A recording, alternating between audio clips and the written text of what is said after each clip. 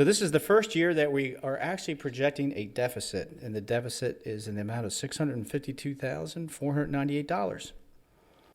We do have 20 plus million in reserve, so that will be offset with the current authority reserves in the sewer fund. And then finally, the capital expenditures for our ongoing consent decree projects is projected to be $17,897,750 for 2021. And those costs are all related to the consent decree projects. That concludes my presentation on the 2021 Sanitary Sewer Fund budget. I'll be happy to answer any questions the board has. So, Mr. Weaver, just a very quick recap to make it simple. There's not really a lot that has changed in this final budget versus what we reviewed back in August, other than maybe some minor adjustments. And at the end of the day, we are not proposing any fee increase for sanitary sewer charges for 2021. That is correct. Okay. Any other questions for Mr. Weaver by board members? Okay. Hearing none, Chairman will entertain a motion to approve the 2021 Sanitary Sewer Fund budget as presented. Mr. Chairman, I make a motion that we approve the 2021 Sanitary Sewer Fund budget. Motion on the floor by Ms. Lindsay. Is there a second? Second. Second by Mr. Navarro. Any further discussion? I think we could do this probably by voice vote. All those in favor signify by saying aye. Aye. Opposed? So carried. All right. Thank you. Sanitary Sewer Fund budget's approved for 2021. Next item is Resolution 2011-01 through 2011-63, authorizing condemnation of easements for private sewer replacements in one main sewer easement in the BC7 and BC8 project. Mr. Weaver. Thank you, Mr. Chairman, members of the board. You've seen these many times, again, related to our consent decree projects. This project is the BC7 project, which is under design by GHD. Project is projected to be bid at the end of next year. These are the standard resolutions for acquiring the temporary construction easements for the replacement of the private sewer portion from the street to the house owned by the property owner. Our standard is that we provide 30 days for them to sign. If they don't sign, we send a second notice. And after that second 30-day period, then we present these resolutions to the board so Mr. Stein could be authorized to begin the condemnation. It's a temporary easement. It doesn't affect the property owner. It automatically extinguishes after the project is over. And this will allow us to stay on track to get the project bid on time with having these condemnations in hand. Steve needs between 60 to 90 days to get all that done. So I'll be happy to answer any questions on resolutions 11-01, 11-63. It's pretty standard, so Yep. There's nothing here that's unusual that we haven't seen before. Is any other questions for Mr. Weaver? Mr. Weaver, how many sewers are in that BC7, BC8? So, Tim, do you remember? It's about 500, it's close to 500. Well, then that's pretty good if you didn't, Yeah. you only got Yeah. all but 22, right? 23. 63. Six. Yeah, Oh. that's pretty close to the normal percentage. We usually get about 10 to 15% of people that don't sign, either because they just forgot to get the paperwork or they didn't really feel that it was a mandatory program. So 63 out of 500, and that's pretty much average. Okay.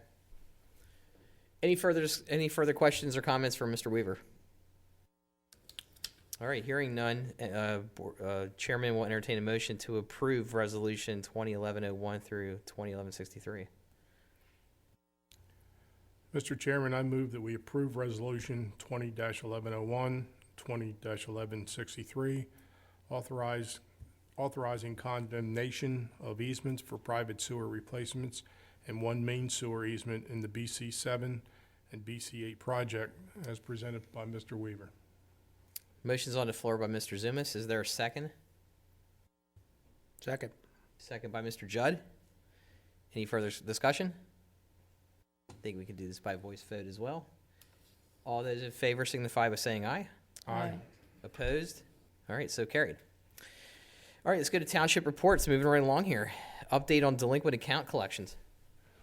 Yes, Mr. Chairman, members of the board, we've been very fortunate through the pandemic.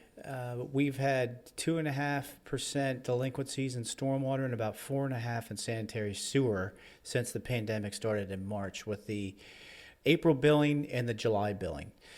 However, with the recent October billing, we have noticed a significant uptick in our AR. So currently we have $1,390,000 in outstanding sewer, which is a significant increase from the 4.5%. So we're teetering toward the 8 to 9% delinquency for sanitary sewer. Stormwater is still, because the money goes to stormwater first, is still about 2.5%. So no issues on the stormwater. But with the sanitary sewer, there was a delay in collections as the board authorized for 6 months with no penalty and no water shutoffs. We are not governed by the PUC for water shutoffs, but you did ratify it, and that expired with the 6 months. In August, you agreed to allow us to start penalties and start collection again. So just two things. I wanted just to remind the board that we will be turning accounts over to Modern Recovery for collections.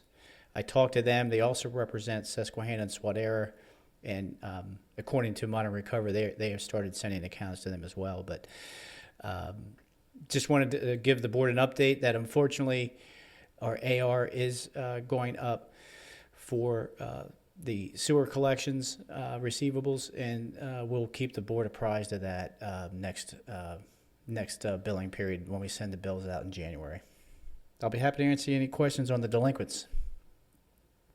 Mr. Weaver, you think the 6 months put people in a sense of forgetfulness? It's hard to say. I know our region is stronger and the economy is a little stronger than some parts of the region, so that could help why we were in the 4.5%. I don't think it's a forgetfulness. It could be for people, with the unemployment, not getting the extra $600 that's expired. It's really hard to say. I hate to give you subjective thoughts because we can actually get real data. Once we start getting stuff into collections, our collection agent can get us information, and I can share that with the board the next meeting. Okay. And if we find out, and if there's a prolonged second wave and all this other stuff, if we find out that, we'll wait to see. But if we find out what's driving this is something beyond people's control, we might have to revisit whatever we did, the moratorium or on sending to collections. Yes. I will certainly at the next meeting get information to the board and an update on the pattern of these delinquencies. Right. So, Mr. Weaver, when they sent out the October bill, did that have on it if they didn't pay for July? No, the October bill did not indicate that there would be any. First of all, we didn't advertise anything about the board's action waiving penalties. We felt that was prudent to do it because most people were doing it in the community, but we didn't advertise it.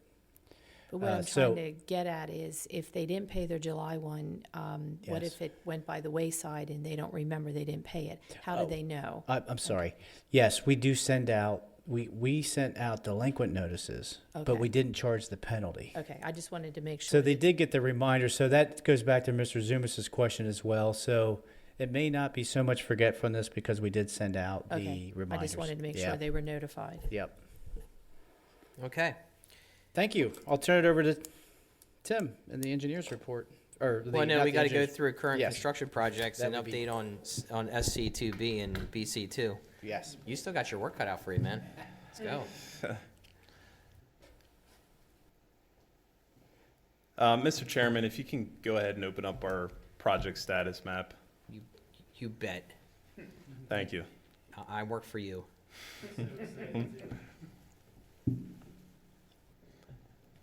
Up top there, go up, scroll back up, and then where it says C map. So the first update I have for you is on our Eastern Linglestown project. It's mini basins. That's good right there. Mini basins, Not BC. like that? No, that's a little bit Okay, too right far there. out. Okay, just checking. 2A, 2B, 2C, and 5B. Just to give you a frame of reference, if you've forgotten, this is Balthaser, Linglestown Road's up here, and Blue Ridge Avenue is kind of right down through here. So we have 3 areas kind of highlighted on here. There's a green area, that's Nassau, Amy, Harris, that area. All the work is done there, and all the paving is also completed. So everything is done in the area with the green center lines. The area with the yellow, all the pipe work, basically all the construction is done, and Dolly will be back in the early spring of 2021 to finish paving in that area. And then the third area that has the purple, that's basically where Dolly's going to be working over the next 2 to 3 months based on their schedule. So I'll kind of update you on where things have gone. Since our last meeting, I provided an update that Dolly was falling behind schedule. Their plan to accelerate that is to bring another mainline crew in, which should happen here the week of December 7th. So we're going to have more people working on this project to kind of get back on schedule. You can see from our update that they've exhausted about 50% of their contract time, but they're only about 26% complete with the project.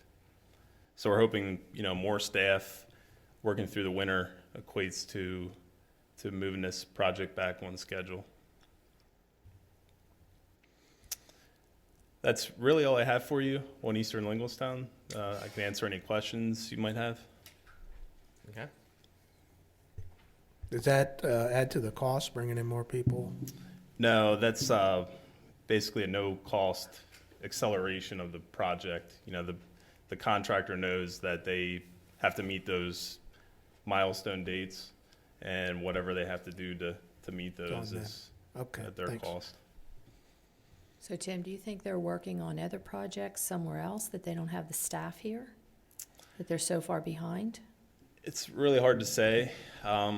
We know they have some work close by in other municipalities.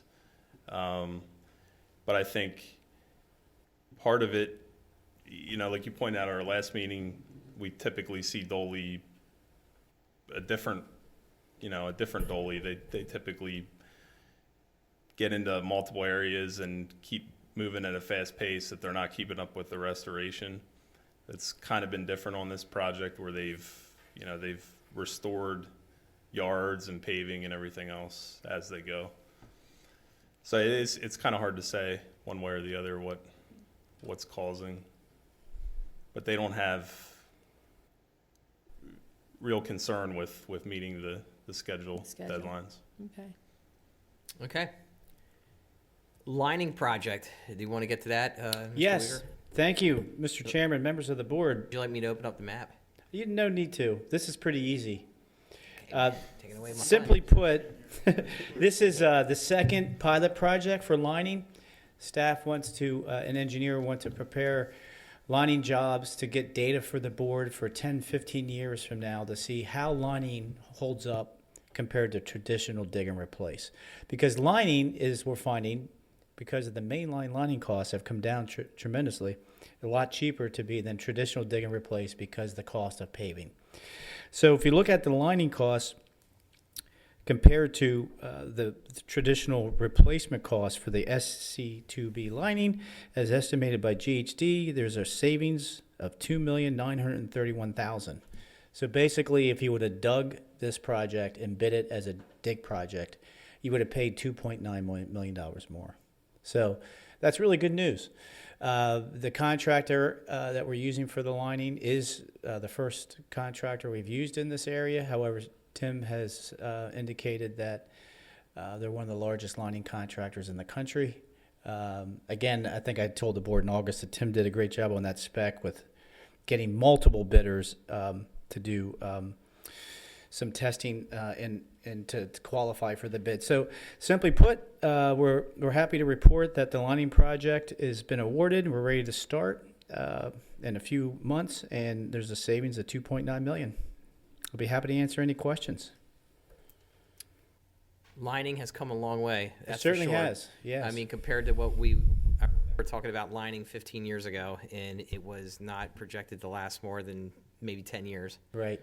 And just for me and the public, I know we talked about this before, but this is when you, instead of digging up and replacing the pipes, you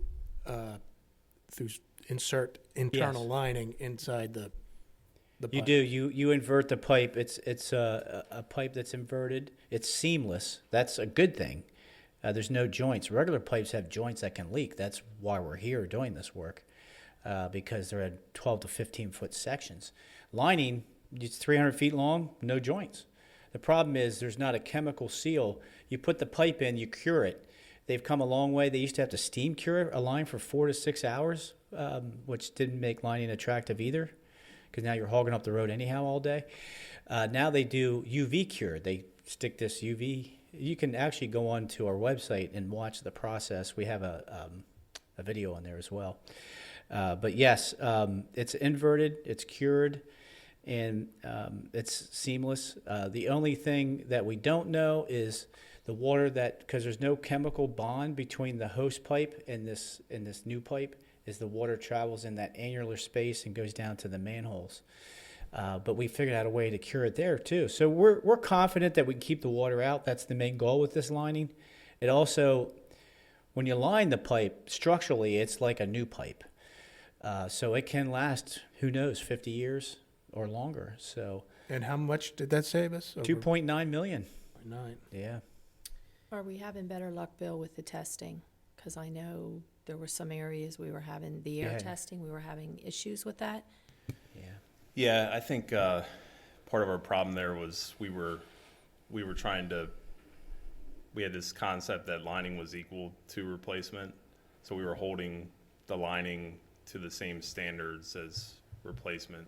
So, not a whole lot of tolerance. I think we learned a lot from our first project, and then, like Bill said, when we tested out some of these different technologies, we were able to see kind of firsthand how they can perform. So we did modify. Tim did a lot of work, and GHD helped a little bit. But so we modified the testing standards to make it, first of all, better explain it to the contractors and make it more achievable for them. But we don't hope to. We hope that we don't compromise our results at the same time. So we'll see. Only time will tell. So Okay. that's the whole I just know idea. we had issues last year with an Yes. area. So we and- think we've eliminated those. Okay, good. Okay. What's the lining made out of? It's poly. What is it? It's fiberglass. Oh, it's fiberglass. That's right. Yeah. So the longevity is based on the fact that it won't rust. It won't corrode, correct? Yes. And the PVC pipe is the same. The older pipes, there was some corrosivity. It really depended on how much hydrogen sulfide you have in your sewer, but most sewers are always designed by engineers anticipating the corrosive nature of sewage. But it's more the longevity. They've made improvements to that. So yes, and yeah, the corrosivity part as well. So with the lining, is there no digging at all then? We still replace the building sewer component. So between the house and the right of way is typically excavated, but everything else. Oh, okay, so that's where we're getting away with not having to pave then? Yes. Because you're Yeah, not doing the right. street. Okay, so they'll still dig from the road into the resident's house then? Yeah. Okay.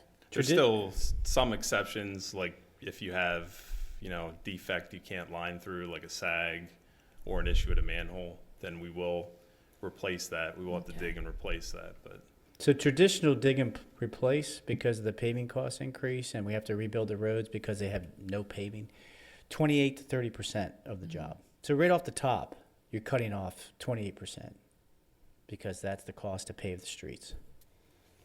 Makes sense. Yeah. Okay. Thank you. Okay. Thank you. All right. If there's no other questions, let's go on to the engineer's report.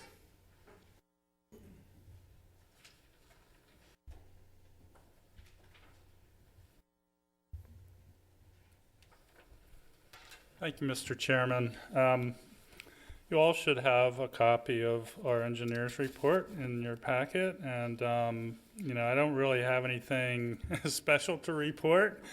The projects that Bill and Tim just went over, the BC 2, we have a full-time inspector on that job, assisting the township inspectors, and BC 7, we didn't mention that earlier. That's probably the job that we're spending the most time on now. That's a very large project, and you condemned some of the private sewer easements tonight. So I'll just leave it open to any questions any of the board members might have on our engineer's report. Anybody have any questions on the engineer's report at this point? Man, this is impressive. It's only a little after 7:25 when we're done with the sanitary sewer fund. All right, let's keep it moving then. Thank you. All right, no other questions. Let's move on to the storm sewer fund. First item of business will be action on the 2021 stormwater fund budget. Mr. Weaver. Thank you, Mr. Chairman, members of the board.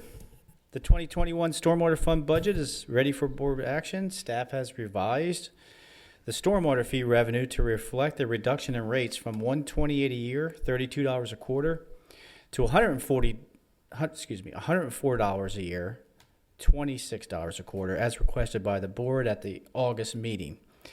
So as you recall, in August, Tim and I developed different alternatives for the board to consider based on comments received from the board in May about hybrids, So it was unanimous, I believe, that the board selected the 104 option. And this option allows the board to meet the 25% reserve over a 5-year period at a rate of $104. Good news is we get to reduce the rate based on facts that we now know that we didn't know earlier, based on estimated costs for our PRP plan and all the MS4 costs and the revenue costs as well. So there's been no other changes to the budget since the August meeting. Total stormwater fund revenue for 2021 is $3,101,544.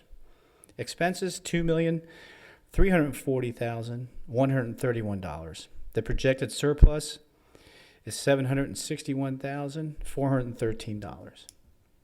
The only change in the expenses is we did, as I indicated at the last meeting, we did hire an accountant, so we did reflect. You'll see in the management reimbursement, I highlighted that the stormwater fund will pay 50% of the accountant position, so I highlighted that in the management reimbursement. Other than that, again, no other changes to the operating fund budget. For capital expenditures to fund the MS4 program, those are set at $5,507,550. That concludes my presentation of the 2021 Stormwater Fund budget. I'll be happy to answer any questions. Mr. Weaver, again, just to summarize, to make it simple, basically the budget as presented from August to today had some minor changes on the expense side. We changed the revenue to reflect annual rate of $104 versus the $128, correct? Correct. That was the only change. And what that's done is it's still left us with a surplus at the end of the year and significant cash flows available for the next 5 years to be able to maintain the operation,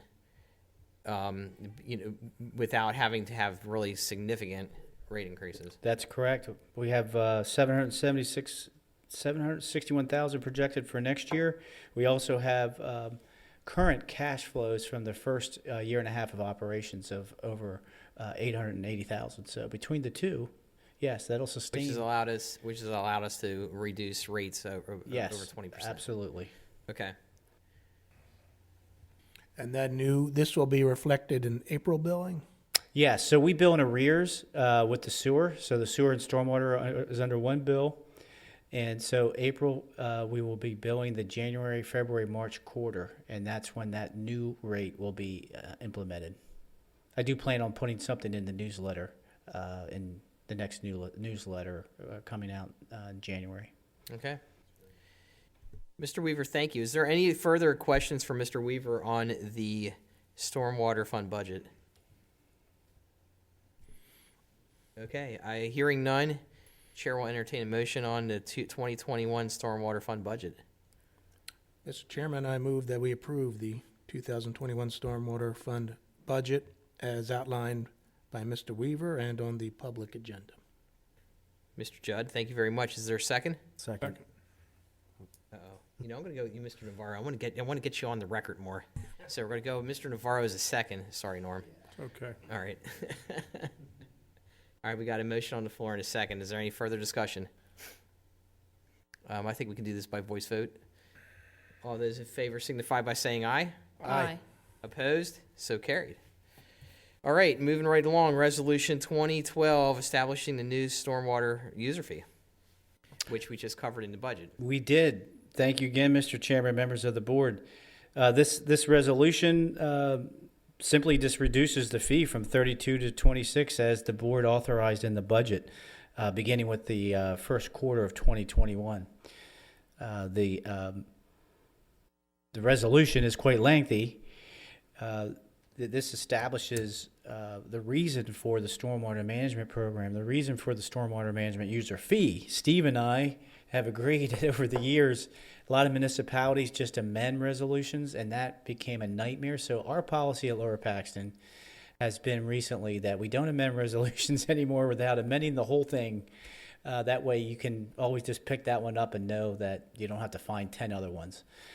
So I basically just amended the fee component, but you're basically ratifying the whole thing over again. So we have one full document for the billing and collection of the stormwater user fee. And again, just to reiterate, we're amending to $104 a year, which is $26 a quarter. That's correct. Okay. That's the only change this resolution will provide for. I'll be happy to answer any other questions. Okay. Well, it's not really that important, but when we do it this way, when we replace the whole thing instead of amending it, does make it harder for years down the road people to come back and look and see how a particular resolution's changed over the years? Is that, would it otherwise be reflected? It doesn't have to be harder, because if you just keep all the resolutions from different years, then you can have a history if you want. That's fine. Yeah. What we found, it's harder the opposite way, because over time, in theory, you revise these things, you have 10 of them, and you have to get them together and try to piece it all together. It is... You just find the most recent one and you're good. Yep. I got you. Okay. Any other questions? Hearing none, the chair will entertain a motion on Resolution 2012. Mr. Chairman, I gladly move that we approve Resolution 2012 establishing the new stormwater fee, taking it from $128 a year down to $104, which amounts to $26 per quarter, as presented by Mr. Weaver. Mr. Zumas, thank you. There's a motion on the floor. Is there a second? Second. Second by Mr. Navarro. Any further discussion? All right, hearing none, I think we can do this by voice vote. All those in favor signify by saying aye. Aye. Opposed? So carried. All right, next item. Action on Resolution 2013, establishing the new stormwater fee credit policy. Mr. Fox from HRG. Good evening, Mr. Chairman, members of the board. Since I've been here last time, we have not made that many changes to the credit policy.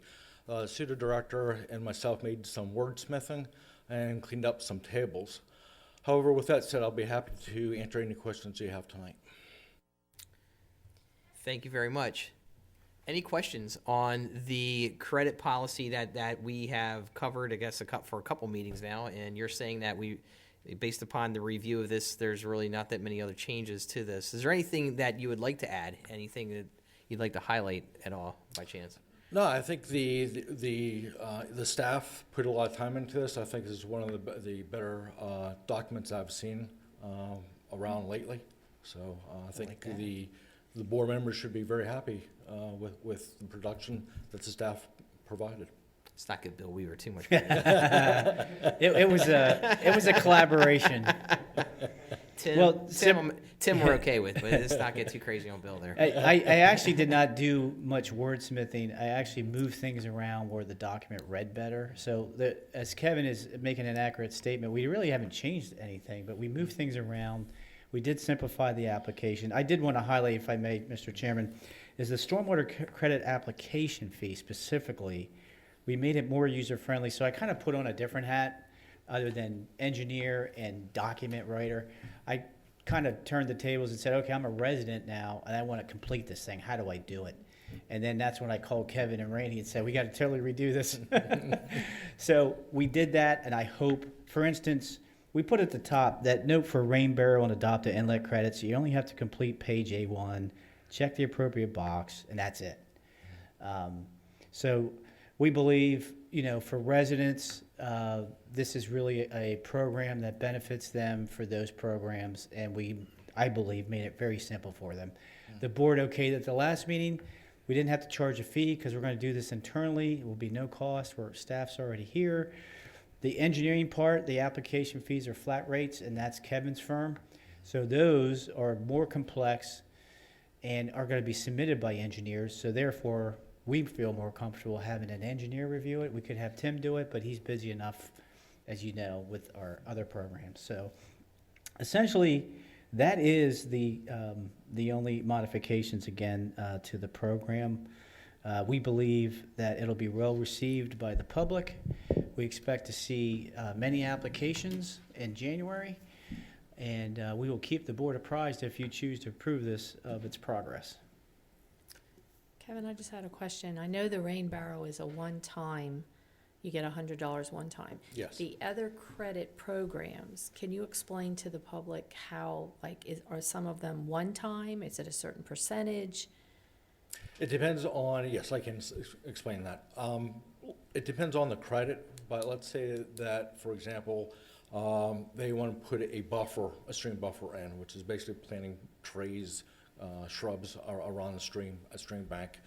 Depending on the type of, or the type of length, they will get maybe a certain percentage off of their bill. And that's every year? That will be every year, and that will continue until the credit policy expires in 25, 35. And then, Mr. Weaver, so the township staff then will be going out to check these? We will, yeah. So 99% of all resident credits are going to be rain barrels and adopt an inlet. And 99% of all the commercial credits is going to be the peak flow facilities. Mm-hmm. We have hundreds of commercial properties that have detention basins, and they can get credit for those if they bring them up to today's standards, or they prove that they're at today's standards. So really, 99% of all the credits that you're going to see are going to be that. And do we have the staff to go out and do that? We do. You just said how many commercial properties with the detention? That is, we believe, going to be an assistance with HRG, and we do have. Okay. That's why we have those application fees assessed for that. So the application fee will pay for itself. To give you an example, I own a commercial property, and my bill is $10,000 a year. You apply and you meet the standards of the ordinance, you're going to get what, 35 to 40%? Right. I mean, you just cut your bill from $10,000 to $6,000, $7,000. I mean, it's a significant. And again, it's going to be a huge windfall to the developers, because not only are we doing a credit policy now, we've also lowered the fee. So, and we did account for that in the budget, by the way. Okay. Yeah. I just wanted him to kind of explain to the public, Yep, so. yep. Sure. Okay. And there are some examples at the very end that the public can take a look at, and hopefully they will understand through the examples. Good, thank you. And I imagine we'll have to do a certain amount of public education, get the word out, maybe in our sewer bills and stuff. As always, you're good at reminding staff. I will make a note to do that. Well, as always, you did the hard part. Right. And especially with this, because we entertained the thought of credits from the very beginning. And it was always the idea that we would get the program up and running first. And we did that with the fees, and we did that with credit policy. Yes. Let's get it going and figure out what it costs and what we can afford and what the people can afford. And that's why we move forward now with adjusting the fee and now the credits. Yes, we can work with the communications manager to blast it out to whatever she does. And we can also put something in the newsletter as well with that new fee Yeah, reduction. So it'll be a certainly- long-term, Yeah. kind of repetitive thing, but Yeah. put a lot of work into it and might as well make sure people know about it. Okay. Any further questions for Mr. Fox from HRG or for Bill Weaver in regards to this new established stormwater fee credit policy? Pretty exciting stuff. If there's no further questions, Mr. Chairman, I do want to briefly just go over Resolution 2013 because we do want the board, if they choose, to adopt the incentive policy, to also make a motion to approve this resolution, which simply will properly memorialize and allow staff to implement the policy. So basically, this resolution just provides for the legal requirements that authorize the authority to assess and collect fees and to run the stormwater management program, and that the board desires to provide this opportunity to its customers. So if the board does wish to adopt this manual, then I ask that they take action on Resolution 2013. All right. Mr. Weaver, thank you. Any further discussion? Any further questions? All right, hearing none, Chair will entertain a motion on Resolution 2013. Mr. Chairman, I make a motion to accept Resolution 2013, establishing a new stormwater fee credit program policy as set forth by Mr. Weaver and HRG. Mr. Navarro, impressive. Look at Thank you you. jumping in as a rookie, making a motion. Is there a second to that motion? Second. Second by Mr. Judd. Any further discussion? All right, hearing none, I think we can do this by voice vote. All those in favor signify by saying aye. Aye. Opposed? So carried. All right. Resolution 2014 authorizing condemnation of a storm sewer easement in BC 7 and BC 8 project. Yes, thank you, Mr. Chairman, members of the board. We did add a second resolution there, 20-15 as well. This is part of our MS4 program, and the authority needs to undertake the stormwater management improvements. In order to do that on private property, to replace or relocate these facilities, we need to acquire these easements. Again, similar to what I had provided earlier with the sewer easements, we provide a 30-day notice. If they don't respond, we provide another 30-day notice. To stay on schedule, after that period, we prepare these resolutions for the board to allow Steve to prepare the condemnation. So that's where we're at with these two properties, and I'll be happy to answer any questions the board may have. These condemnations look pretty standard. I think we can take them as both at the same time. Is any questions from anybody for Mr. Weaver? All right, hearing none, the chair will entertain a motion. Mr. Chairman, I make a motion that we adopt Resolution 20-14, 20-15, authorizing condemnation of a storm sewer easement in the BC 7 and the BC 8 project, presented by Mr. Weaver. All right, there's a motion on the floor by Miss Lindsay. I think I hear a second by either Mr. Oakes or Mr. Ramsey. Mr. Oakes, I had to get you on the agenda. Come on. Mr. Oakes is going to second that, so we got a motion on the floor in a second. Is there any further discussion? You're a mind reader. Any further discussion? All right, I think we could do these both by voice vote as well. All those in favor signify by saying aye. Aye. Opposed? So carried. We are at Township Reports at 7:45. It's amazing. Bill, don't mess this up. I'm trying not to. Update on the DEP MS4 project, task order, Stonebridge, PennDOT, award, contract, and projects. Mr. Weaver. Thank you again, Mr. Chairman, members of the board. I'd like to provide as much as possible. I know Mr. Judd is specifically interested in our MS4 and our joint pollution reduction plan. It has been very active in the last 3 months. So we have, as the board may recall, the Stonebridge project, which is the only project under our joint plan, our joint 5-year plan, that is going to be performed in Lower Paxton. So therefore, I have to prepare a task order, which HRG was gracious enough to assist, to get the other two participants in the group, Susquehanna and CRW, to sign off on the project's budget.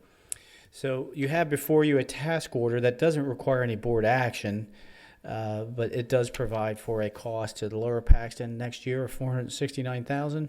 Capital Regional Water, $131,000, Susquehanna, $222,000, for a total estimated cost of $823,500.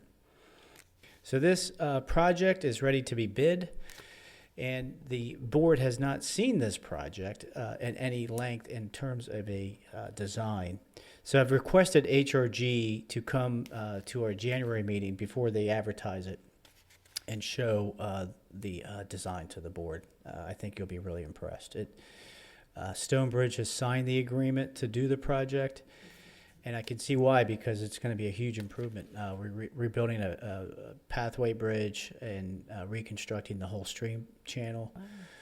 So it's going to be a good job. So I will be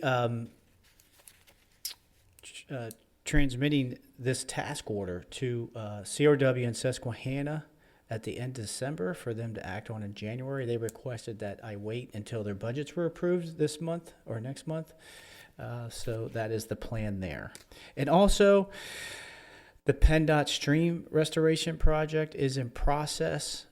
Under our agreement between the parties, we designated CRW to be the coordinator. So Claire from CRW is heading that, but she does have quarterly meetings with us to update us, or monthly as necessary. So the only update I can give you there is that the project was awarded to RES and that it's moving forward. It's a 5-year project, and it's a significant savings to the township. We anticipated anywhere between $5 to $7 per pound cost, and the bid came in much lower, around $3 to $4 a pound. So we're thrilled.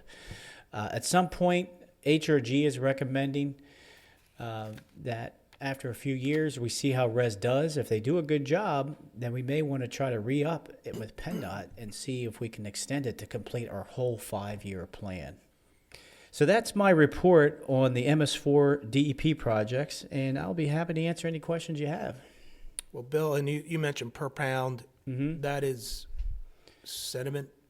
Yes. So it's sort of sediment, but there's what they call a presumptive approach right now that is going to go away in 5 years, we're hearing, unfortunately. But the presumptive approach is that when you remove X amount of pounds, you're also removing nitrogen and phosphorus. So that our requirement right now is per pound of sediment. And that's just pointing that out because that is kind of the reason why we're doing all this. It is. We're under regulation, under orders, as all local governments are now, to reduce our runoff, reduce sediment. And I think it's 10% township-wide was our permit. Yep. Chesapeake Bay 10%, 35% Paxton Creek. 35%. So, and just for example, the Stonebridge project projects to reduce sediment by 166,000 pounds. Yes. So just giving a perspective is why we're doing all this, and the fee and the all the projects that in the end it's supposed to result in those numbers. And there's a side benefit as well because, again, there's a science to this to reduce the sediment, but there's a beautification as well for Stonebridge. And that project itself, you'll see in the design. Yeah. Right, right. That is true. And Bill, no cost to the property owner. No, actually, the property owner gets a benefit because they get these improvements. Right, right. Yes. And they changed hands over there, right? I guess it's Stonebridge. Do you remember, Steve, with that when we paid them? I don't remember. Well, there are two different entities. You have two different entities. They both generally have the same name, but there's some Yeah. little difference in each name. You're right. I do remember Randy telling me that they did change because when they first went to negotiate the easement, That's what kind of put us back a little bit because there were two, I thought they were being sold or something that they had Yeah. said. Okay. yeah, that's true. That will definitely be an improvement there. Yep. Yeah. If there's no other questions, I can move on to the GIS. Why don't you move on to the GIS? Excellent. So, as the board requested, staff looked into doing a 5-year strategic GIS plan. I know Mr. Judd was asking, giving credit to Tim in establishing our intern program and hiring Hannah. What a great job we've done with our story maps and so forth. But he asked, where is this program going? And my answer was, we don't know yet. So that's a good idea. We probably ought to do a strategic plan. So I did task that to Tim and Hannah, and they got some assistance with Todd. And they have a strategic plan prepared, and Tim is ready to review that with you. I'll turn it over to Tim. All right, so I'll try to keep this brief. Basically, this plan goes through the short term, which is within the next year, and long-term objectives, which would be within the next 5 years. Just kind of provides a background of, like Bill introduced there, where the program has gone. There's been a lot of changes over the past 3 years. We've gone from completely relying on consultants for, all of the GIS services to having a full-time GIS technician on staff and really turning the system into a tool, that's used not only as an inventory tool, but also to preserve system records, communicate with the public, and then ultimately to increase workflow productivity. So I think kind of the main thing to point out to you here tonight is just the migrating all the storm and sanitary data is what we're trying to do now. So taking all of our GIS that's been developed over the years and moving everything to Esri's ArcGIS online platform. So that platform gives us the ability, as you've seen with some of our progress maps, just to easily share information, share the data with the public and also our consultants. And then it also kind of provides that platform that, the township has expressed some interest in doing some things through GIS. So it has kind of a uniform platform that we can all build off of. So I can describe this in more detail, but I could also answer questions that you may have. Everybody get a chance to look at this by chance? Mm-hmm. Any questions at all for Tim? It's basically yeah. Yeah, this is pretty impressive. Even though I am in the plus 60 group. Yeah. In that group, that we broke down here. Yeah. Try to contain your enthusiasm. Well, it's basically, it helps people, contractors and the public. It's basically what is the system, where is it located, 270 miles of sewer main line. It's a big system, and it's going to be very useful going forward. All right, let's move along to the County Regional Stormwater MS4 program update. Tim, by the way, good job on that. One last note for Mr. Judd, by the way, on GIS is that the newsletter was out today, and we did, as you requested, put an article in there letting the public know with the GIS that the sewer and stormwater maps are available. They can go on and play with them and show where the sewer and stormwater is in relationship to their properties. That's great. Awesome. Thank you. So yes, thank you, Mr. Chairman, members of the board. I wanted to just briefly, don't have a lot of information at this point to provide, but I wanted to update you for the first time that the Dauphin County Regional Stormwater Program is moving forward. They've had a lot of preliminary meetings. There's, I forget the exact count, but maybe a supervisor or authority member knows better than me. I think 42 municipalities in the county, whatever that count is, but I mean, about 10 to 15 of those still are under the 10,000 population threshold where they don't need an MS4, but most of the MS4 or municipalities in Dauphin County do have an MS4.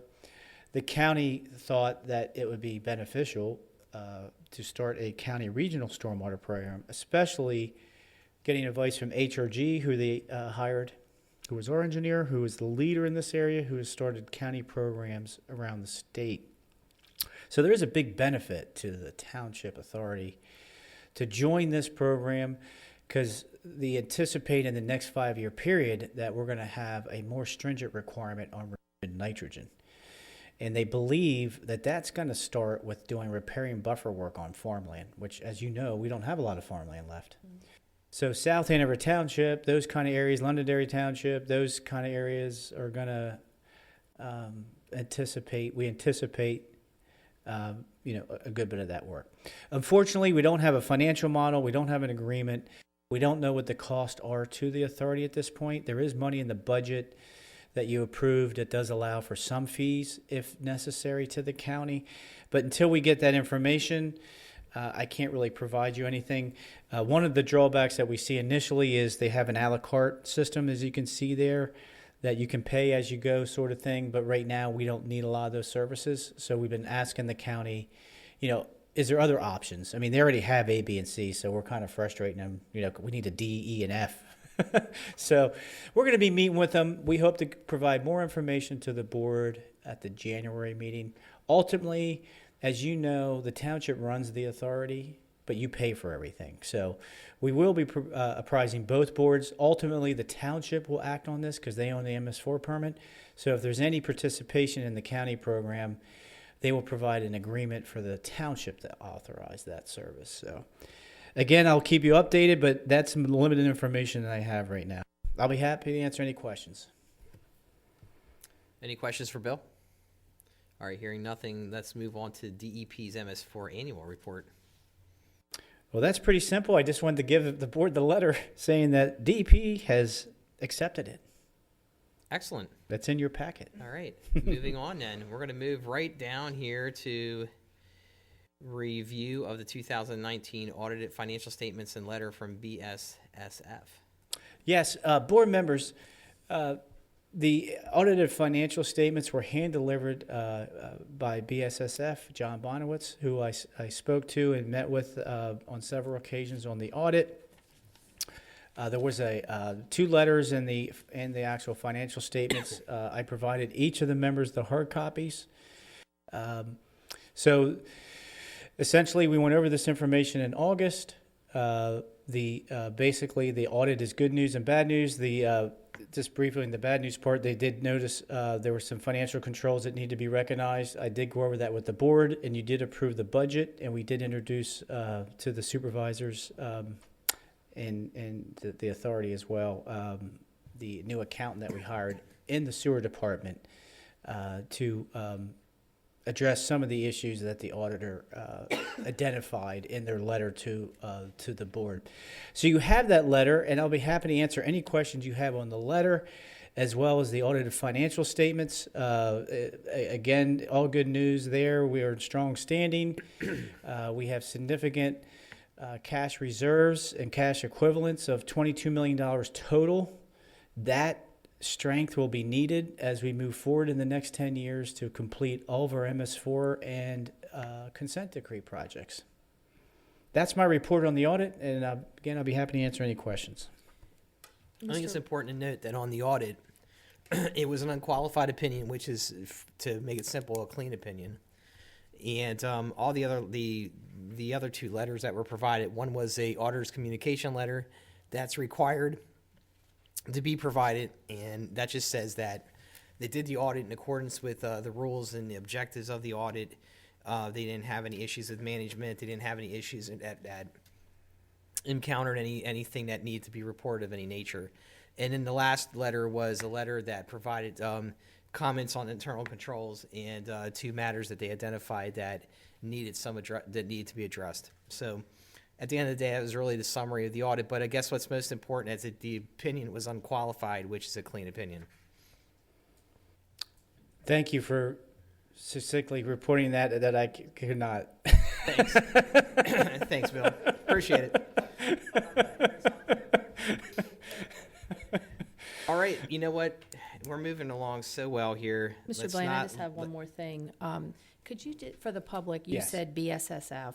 Could you just tell the public who the auditing firm is? Yes, it's Yeah. Brown, Schutz, Sheridan, and Fritz. Fritz. Yeah. Yes. Okay, just And they're so in they know. Camp because- Hill. right. Yes. Yep. And they was their first year with the township and the authority. They were the previous auditor 12 years ago, and now they have been engaged by the township and the authority. The township and the authority have the same auditor. So yes. Yes.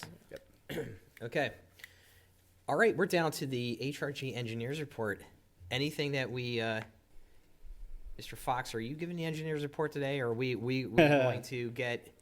So Mr. Hines, I will report for Mr. Hines. Well, I won't do the engineer's report for Mr. Hines, but I will advise the board again and remind the board that through this COVID crisis, Mr. Hines does have a newborn infant, and he would prefer not to attend these meetings. So he is available by telephone, so I can pick up the cell phone and call Mr. Hines, and he is available if you have any questions on his report. Wake the baby up. Yeah. Does I was anybody have wondering about any? that. Does anybody have any questions that they would like to address from the engineers report? I didn't see anything that was here that was unusual or anything, but I will open up to the rest of the board members. If you have questions or comments, we can get Mr. Hines on the phone. Okay. Go right ahead. I noticed that in the report, the Springford drainage project was the bid was to be open today.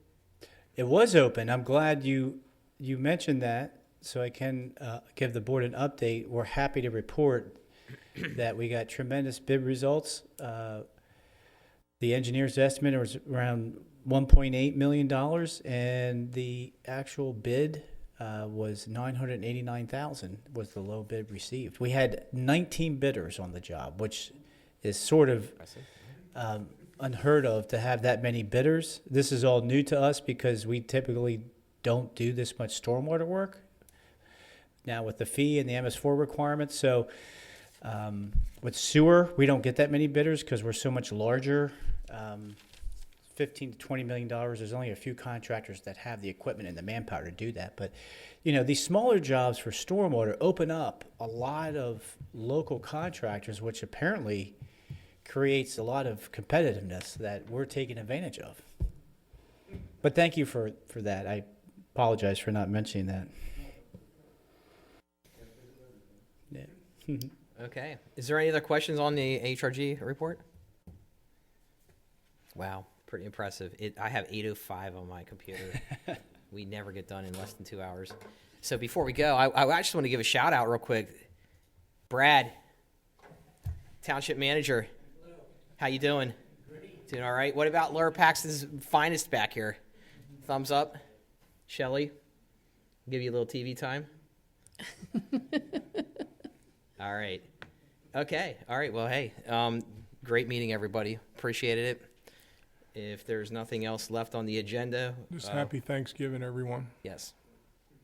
Well, nothing else left on the agenda. A motion to adjourn? Next meeting? So moved. Yes. Let's make sure that we are aware that next meeting is January 26, 2021. Right. Okay. Scary. All right. Okay. Anything else? Motion to adjourn. So moved. All right. Are adjourned.